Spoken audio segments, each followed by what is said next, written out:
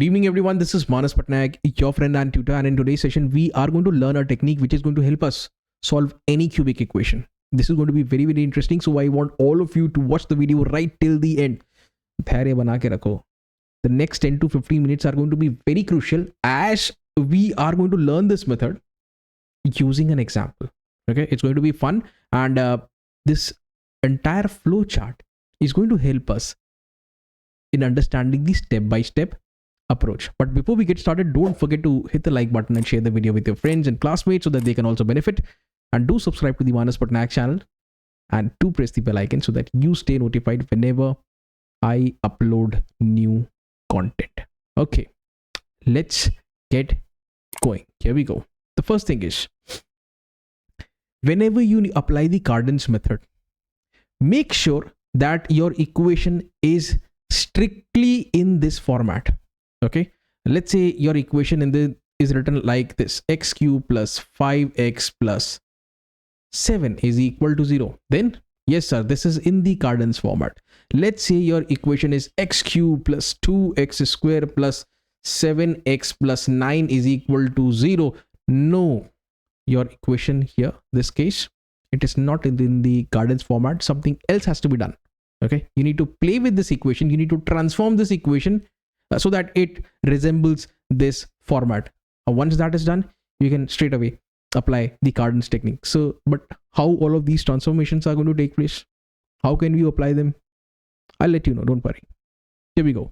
The first thing is to remember, this is the Cardans template or the Cardans format. Okay, I think we can begin now. Let's start. Okay, so let me begin. Just take a look at this case. Case number 1. What does it look like? Sir, it appears as if that it is perfectly in the Cardans format. We can see a cube term, we can see an x term, and the non-x term. All of it equal to 0. But sir, the second case, we can see an x square term. So something has to be done with this. And here also, sir, we can see that there is an x square term, but the x term is missing. This x term, by the way, it's missing. So again, some kind of transformation is what we need to apply. How to do that? What is going to be the transformation? That is something that I'll be letting you know very, very briefly in the next 5 minutes. Okay, so the first thing is to check for the x square term. If it exists, you need to eliminate.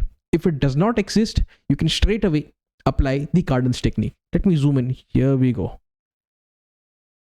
Here we go.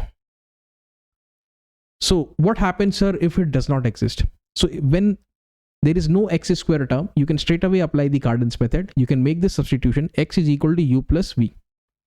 Cube it. Okay, obviously both LHS, RHS. This is what will remain. Okay, x cube minus 3uvx minus u cube plus v cube equal to 0. Okay, sir. Then what you need to do is you need to make a comparison. Compare the terms with the given equation. Let's say this is your given equation. This is your given equation, right? Then minus 27 is the coefficient of x and minus 3uv is the coefficient of x in this Cardans format. So these two have to be equated. Similarly, negative of u cube plus v cube is going to be equal to positive of 54. So this is going to give you two equations. And from here, you can calculate the two unknowns, u and v. By the way, there are in fact a lot of things which follow. Sir, what happens if the x square terms exist? As in example number 2, here we can clearly see that this x square terms exist. So what you need to do is you need to eliminate this. How do you eliminate this? You need to use the concept of diminishing the roots. So there is this transformation that you can apply, and this is something that I've taught in my previous videos. Go ahead and watch them. Okay, transformation of equations. At least watch the first video. You'll understand all of these things. N, by the way, is nothing but the degree, which in this case of a cubic equation happens to be 3. A1 over A0. By the way, this happens to be A1, that is 6. A0 happens to be the coefficient of x cube, which is 1. Once you plug in all the values, you will get h. And y basically is nothing but x minus h. Right? Okay. Once you have done this, there is one more step that you need to follow. This is something that I'll be discussing in the example only. Don't worry. So once you have done this, you are going to get an equation in y. Okay, your equation will be in terms of y, and then you can straight away apply the Cardans technique. Again, the same process will follow. What's next, sir? After, applying the Cardans technique, you listen to this very, very carefully. Just a sec. Go back. Okay. All right. After applying the Cardans technique, you have to calculate the values of u cube and v cube. By the way, you're going to have two equations. U cube, v cube will be equal to something, and u cube plus v cube will be equal to something. Okay. And from here on, what you basically can do is that you can frame an equation. X square minus sum of the roots. In place of x, I think it's better if we write this as t. T square minus sum of the roots into t plus product of the roots. This is sum of the roots. I'll let you know how to work it out. And this, by the way, is the product of the roots. Right? Once you have this quadratic equation, you can get the value of u and v. And then once you have u and v, you can put it over here to either get the value of x. You can put it over here to either get the value of y. Once you have got the value of y, okay, listen to this carefully. Once you have got the value of y, you can calculate x using this equation. Right? Okay, so once you have one single root, either x or y, okay, once you have one single root, then you can use that root to divide the polynomial. Do the division, it will turn into a quadratic equation, and then you can deal with the quadratic equation very, very easily. It is easy to take the roots. Okay, there may be one more case when you are dealing with u and v. Let's suppose the value of u and v are complex. In that case, you need to take use of the de Moivre's theorem, which I'll be explaining in a particular example. I think it is going to be example number 7. So there are as many as 8 examples in this exercise. Okay, and by the way, we are going to be solving the problems from the book Higher Engineering Mathematics by Dr. B.S. Grewal. As many as 8 examples are there in exercise 1.3, and we are going to be solving each one of them. Don't worry. Okay, proper solutions will be provided. So yeah, this basically is the flowchart that I'm going to follow, and I want all of you to keep a screenshot always. Okay. I was also thinking, how should I be providing you the notes? All of these presentation can be converted into the PDF format, and I was thinking I should be uploading these on my application, and very soon all of these notes will be provided to all of you. Don't worry. Okay, so if you have not still downloaded the Manas Patnaik app, download it from the description. The link has been provided. It's an APK link. It's very, very safe to install the APK file. Don't worry one bit. Okay, go ahead, download it. You can even chat with me if you have any problems regarding subjects such as engineering, drawing, mechanics, or mathematics, at least the syllabus that have covered till date. Okay, you'll get a response definitely, don't worry. Okay, sir, what's next? Take a look at this example. Okay, sir, I think we can zoom in. You have to solve this equation using the Cardans method. Sir, we can see a cube term, we can see an x term, and we can also see a non-x term. The x square term is missing. Sir, this is the perfect Cardan format. It's very good news for us. Okay, wonderful. What is the next step? Sir, we can straight away put x is equal to u plus v. We can take the cube both sides, expand a cube plus b cube plus 3ab into a plus b. Bring all the terms to the left hand side, and this is what you have. Okay, and by the way, u plus v can be replaced by x, which I am going to do in the next step. Take a look. Done, sir. Very easy. Okay, now you need to do some kind of comparison. Again, if you watch this, minus 3uv, okay, is going to be equal to minus 27. In the same fashion, sir, minus u cube plus v cube is going to be equal to plus 54. Can you see this properly or not? Or is the text too small? Take a look now. Sir, this minus 3uv is negative 27, and at the same time this u cube plus v cube is equal to, sir, positive 54. Wonderful. Do the substitution very, very quickly. Sir, 3 into 9 is 27, positive, and by the way, u cube plus v cube is positive 54. Okay, So uv is equal to 9. U cube v cube, this is what we want. Cube of 9 is 729, and this u cube plus v cube, multiply both sides by -1. This is what you have. Let's say this is r1 r2 r1 r2. So we sort of have a format of sum of the roots and product of the roots, and we know very well that t square minus sum of the roots into t plus product of the roots, okay, that means r1 r2 is going to be equal to 0, and this format is going to help us frame a quadratic equation whose roots are u cube and v cube, sir. Okay, by the way, initially we are going to say that its roots are t1 and t2. Okay, sir. So sir, this is -54. We can plug it in over here, and this minus will become positive. That's the first thing. R1 and R2 is equal to 729. Let me plug in the values. This is our quadratic equation. Sir, we know that 27 square is 729. Listen to this. 27 into 27 is 729. Okay. And at the same time, sir, 27 plus 27 happens to be 54. So you've got the perfect split. Split it up.